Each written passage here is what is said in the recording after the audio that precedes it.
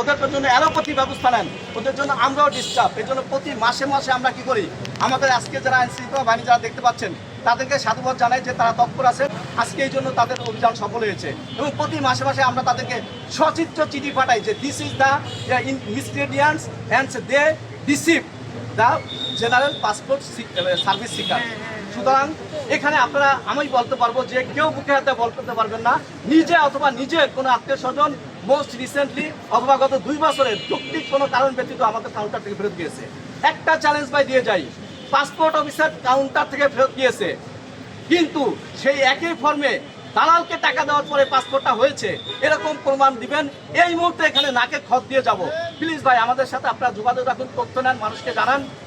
আর আমরা কেউ আনির উঠবে না, আমরা প্রধানত হচ্ছে আমরা প্রজাতন্ত্রের কর্মচারী, দায়বদ্ধতা আছে, দায়বদ্ধতার মধ্যে কাজ করে বেতন নেই। আচ্ছা আচ্ছা, আপনি কি বলতে চাচ্ছেন? সেটা হচ্ছে যে আপনাদের কর্মকর্তা কি জড়িত নাকি?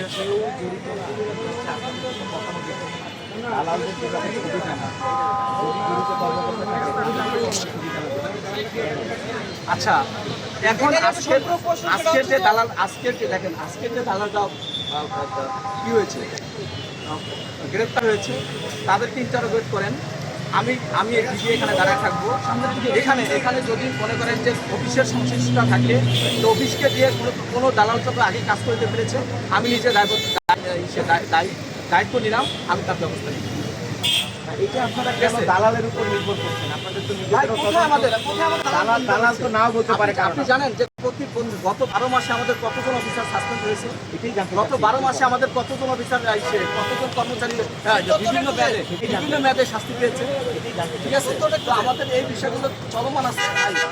কারো মহিলার অসুখ হয়, চাকরি নিয়ে নিয়মিত কাজ করে কোনো সুস্থভাবে চাকরি করার প্রস্তুতি নেই, সে আজকে করবে কাল করবে, তৃতীয় একদিন ধরা পড়বে। ধরা পড়ার প্রতিটা জায়গায় আমলে নেওয়া হচ্ছে এবং ব্যবস্থা নেওয়া হচ্ছে। আর প্লিজ, আর আপনারা হলেন আমাদের মুখপাত্র, আপনারা জনগণকে জানান।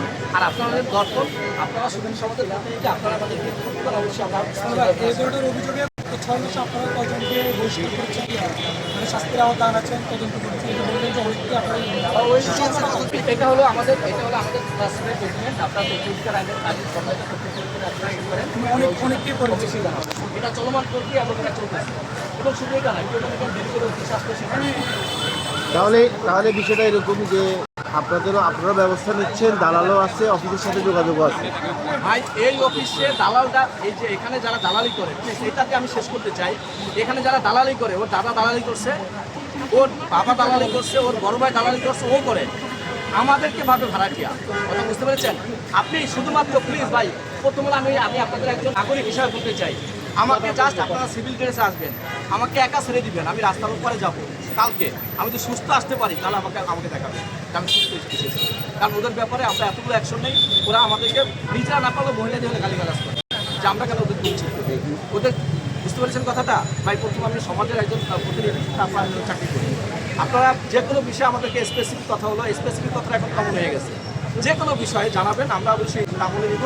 আর আপনাদের তথ্যের জন্য আপনারা তথ্য অধিকার কর্মে আবেদন করবেন। আমরা আতঙ্কে থাকেন, আতঙ্ক না, ওদের আতঙ্ক না। ঘটনা হলো হচ্ছে ওরা ভাই একজন মহিলাকে বকা দিল, এটা কি আপনি আতঙ্কিত হচ্ছেন? বলেন, একজন মহিলা এসে আপনাকে বকা দিল, আপনার মহিলা আপনার সাথে কি আছে,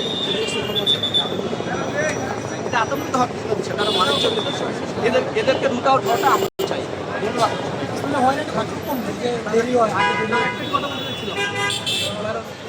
আচ্ছা, আমি শেষ করি। আমরা অভিযান শুরু করার আগে পাসপোর্ট অফিসের প্রতিনিধির সঙ্গে যখন যোগাযোগ করি, তারাও আমাদেরকে এই মেসেজটাই দিয়েছিল যে তাদের যদি কোনো কর্মকর্তা কর্মচারী কিংবা যে কেউ পাসপোর্ট অফিসে জড়িত থাকে, তাদেরকে যেন আমরা আইনের আওতায় আনি এবং তাদের বিরুদ্ধে যেন তাদের মধ্যে যে ইনফরমেশনগুলো পাবো সেগুলো যেন তাদের সাথে শেয়ার করবো। আমাদের অভিযানটা আসলে সেই কেন্দ্রিক ছিল। আমরা যাদেরকে গ্রেফতার করেছি তাদের মাধ্যমে যদি কোনো ইনফরমেশন পরবর্তীতে আমরা পাই, অবশ্যই আমরা পাসপোর্ট অফিসকে অবগত করবো এবং আপনাদের যদি জানানোর থাকে আমরা প্রেস সকলকে ধন্যবাদ আজকে প্রেস ব্রিফিংয়ে উপস্থিত হওয়ার জন্য। ভাই আসামি দেখান শেষ করি আমরা ওটা প্রেস রিলিজের মাধ্যমে জানাই। আমরা প্রেস রিলিজের মাধ্যমে জানাই।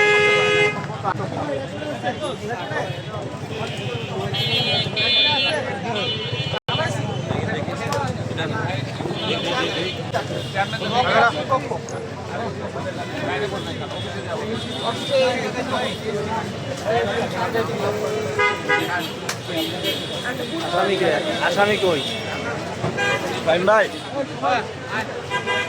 আসামি কই আটজন